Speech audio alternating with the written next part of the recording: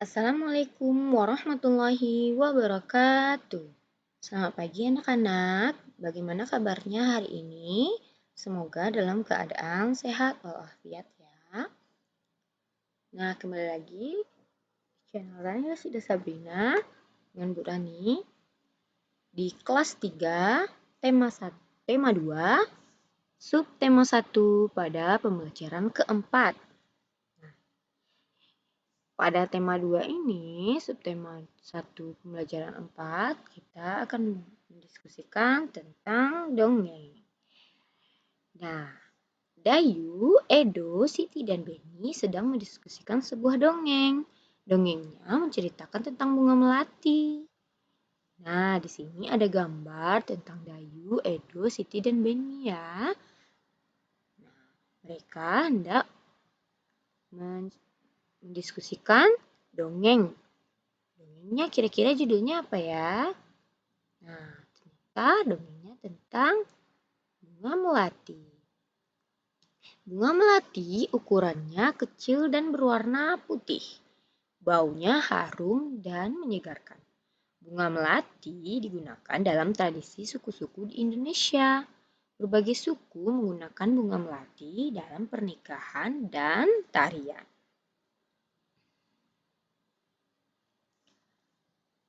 Setelah berdiskusi, mereka akan memerankan tokoh-tokoh yang ada pada dongeng. Nah, ini adalah dongeng yang didiskusikan. Karakter yang ada dalam tokoh tersebutlah yang perlu kita diskusikan. Bunga melati yang baik hati. Di taman bunga kerajaan, tumbuh berbagai macam tanaman bunga yang bunganya sangat indah. Para putri senang sekali memandang dan menciumi bunga melati. Hal ini menimbulkan kecemburuan dari bunga-bunga yang lain. Wah, indah sekali bunga-bunga di taman istana ini. Hei, lihat bunga melati itu. Warnanya putih, bersih, dan harumnya semerbak memenuhi taman ini. Aroma melati memang harum. Aku sangat menyukainya. Aku tak habis pikir mengapa para putri suka sekali dengan dirimu. Iya, padahal dirimu berbunga kecil, berdaun besar, dan berbatang keras. Walaupun engkau harum, namun mudah layu jika dijadikan pajangan di vas bunga, karena pasti akan terlihat jelek sekali jika sudah layu dipajang di sana. Ini kata bunga mawar biru.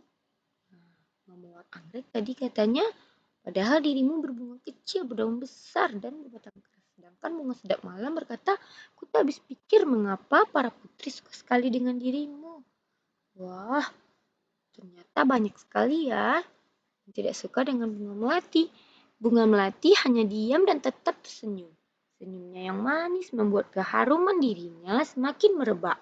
Udara di taman bunga kerajaan bertambah wangi dan bertambah banyak kumbang yang datang. Kedatangan para kumbang yang bertambah banyak membuat semua bunga di taman bunga kerajaan menjadi senang. Mereka pun sibuk menyapa para kumbang dan mempersilahkan menghisap sari madu yang ada pada setiap bunganya. Para bunga tentu tidak akan bisa berbunga lagi jika tidak ada kumbang yang datang dan menghisap sari madu mereka. Bunga sedap malam dan bunga yang lainnya kini telah mengerti kenapa bunga melati sangat wangi sekali. Bunga-bunga yang lain meminta maaf kepada bunga melati atas perasaan cemburu mereka. Kini mereka mengakui bahwa keberadaan bunga melati itu justru harus disyukuri. Nah, ini kata bunga sedap malam. Ternyata aroma harummu mengundang para kumbang datang. Tanpa dirimu, taman ini akan sepi dari kumbang-kumbang. Maafkan aku, melati. Nah, ini kata bunga anggrek. Aku juga mau minta maaf, Melati. Selama ini aku iri padamu. Ternyata keberadaanmu sangat bermanfaat untuk kami. Selama ini aku juga berburuk sangka kepadamu, Melati. Aku minta maaf ya. Nah, kata bunga mawar biru. Dijawab oleh bunga melati. Aku sudah memaafkan kalian, teman-teman. Sekarang kita bisa berteman tanpa ada prasangka buruk. diadopsi dari www.dongenganak.net. Nah, banyak sekali pelajaran dari cerita tentang burung melati ini ya anak-anak. Kita bisa mengetahui bahwa kita tidak boleh cemburu pada teman kita yang memiliki kelebihan, karena kelebihannya pasti akan memberikan keuntungan bagi orang yang banyak. Nah, setiap orang itu atau setiap sesuatu, setiap benda pasti ada kegunaannya, dan kita harus mensyukuri keberadaan setiap benda atau orang atau tanaman yang ada di sekitar kita. Nah, di sini di halaman 30 ada latihan tentang 4 tokoh yang ada pada dongeng beserta dengan karakternya. Buat tokohnya siapa saja, lalu bagaimana karakternya. Nah, tunggu dulu apakah gurumu memintamu untuk mengerjakan latihan ini ya. Jika iya, silahkan dikerjakan. Sekarang saatnya memerankan tokoh-tokoh yang ada pada dongeng Bunga Melati yang baik hati. Nah, karena kita saat ini masih dalam masa pandemi, maka peran ini belum bisa kita lakukan ya Ananda. Salah satu manfaat tumbuhan adalah untuk keindahan. Di rumah Dayu banyak bunga yang ditanam dalam pot. Dayu senang merawat bunga-bunga dalam pot. Suatu hari Dayu sedang merasa bingung. Ia telah memecahkan pot bunga kesayangan ibu. Ia ingin meminta maaf kepada ibu, tetapi takut dimarahi. Bagaimana seharusnya Dayu bersikap? Wah, Dayu sudah melakukan kesalahan ya. Dia memecahkan pot bunga. Tapi Dayu takut untuk meminta maaf. Dia takut dimarahi oleh ibunya. Nah, bagaimana ya anak-anak jika kamu menjadi Dayu? Nah, ini ada gambar Dayu. Tidak sengaja Dayu memecahkannya. Pernahkah kamu melakukan kesalahan? Apa yang kamu lakukan saat setelah melakukan kesalahan? Benar, ketika kita melakukan kesalahan, sebaiknya meminta maaf. Dengan meminta maaf, kita akan merasa lega.